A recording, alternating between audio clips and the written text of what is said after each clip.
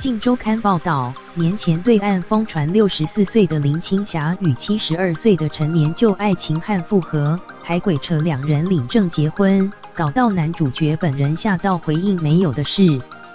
或许因为两人1990年的史诗爱情片《滚滚红尘》要在3月重映，疑似有人炒作。近日港媒拍到发福的林青霞在中环逛街影片，昨17日也有网友爆料在爬山时巧遇林青霞，沈味似比中环逛街时更浓厚。网友左小小下昨在微博爆料，与朋友在香港爬山时巧遇林青霞，并贴出一张疑似林青霞的中年妇人远远走来的照片，与她日前在香港中环逛街被野生捕获发福的样子甚为相似。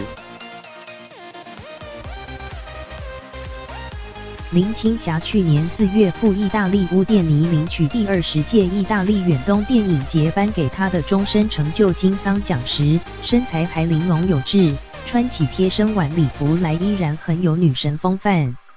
没想到相隔10个月却变成大妈款。其实林青霞可说是台湾圈的第一女神，多年来大美人的称号历久不衰，也因此她的演技一直被忽视，直到演出严浩导演、已故作家三毛编剧的《滚滚红尘》，才终于获得生涯中唯一一座金马影后。